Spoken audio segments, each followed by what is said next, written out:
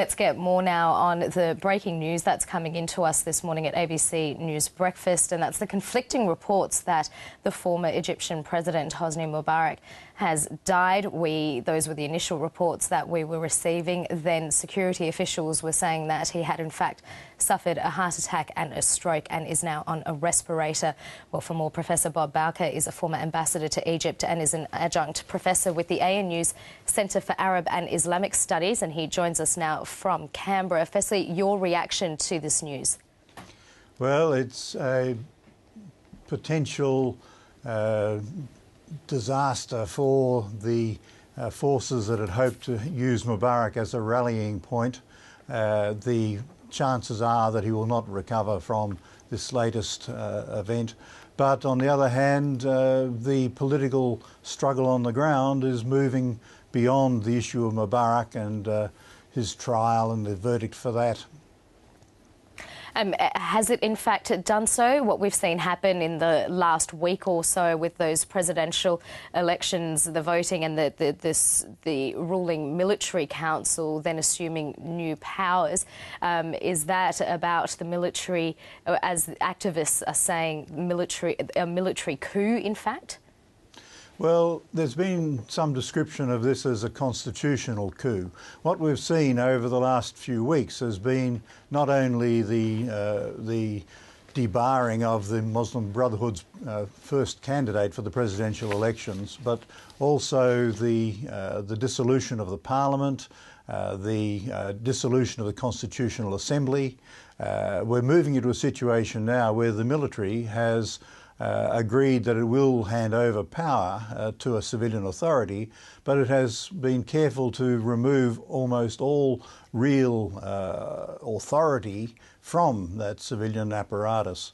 And if the current rumours on the street are to be believed, it's not entirely ruled out that when the election results for the presidency are announced, it may turn out to be a narrow victory for the military's preferred candidate as well, despite the fact that the Brotherhood has been saying for the last couple of days that according to its tallies within the various governorates and so on, they have won by a margin of about 4%.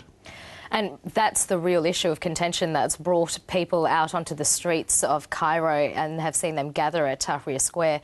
They have been mobilised by the Muslim Brotherhood to go out and protest against the military council assuming these new powers, because they, of course, believe that their candidate, Mohamed Morsi, has won that presidential vote.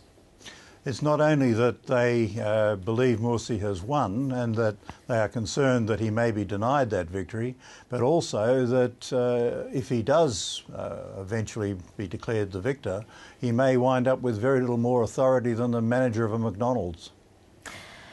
Well, and in terms of the involvement of Hosni Mubarak in all of this, we saw him sentenced earlier this month to, well, he was given the death sentence for his role in the death of protesters during the Arab Spring protests last year. How much of an influence has he managed to have, if any at all, on the current situation in Egypt? Mubarak avoided a death sentence but was found guilty of failing to prevent the death of protesters. And in that same verdict, the military officers who were on trial for those deaths were acquitted by the judge. It's caused a great deal of anger right across Egyptian society, in fact, that those verdicts should have been returned. In addition, Mubarak's two sons, who were on trial for corruption, were acquitted as well on what appears to have been a legal technicality. And so these outcomes, these verdicts, just added to the general mood of malaise within Egypt. There's a strong sense at the moment within Egypt that the revolution has been largely stolen from those who sought to make it happen. And there's no way back to restoring the credibility of the government while the military remains in charge. How do you see this playing out, Bob Bowker? I suspect it's going to get worse before it gets worse. Where I think likely to see a confrontation between the military and the Islamist side of the spectrum. The Islamists, the Brotherhood, and increasingly now the Salafists are coming into the picture, are going to have to push back against what they regard as an attempt by the military to assume all the reins of effective power for itself. And the Brotherhood, for its part, is going to have to try to do that while it has been losing political support over the last 12 months within Egypt.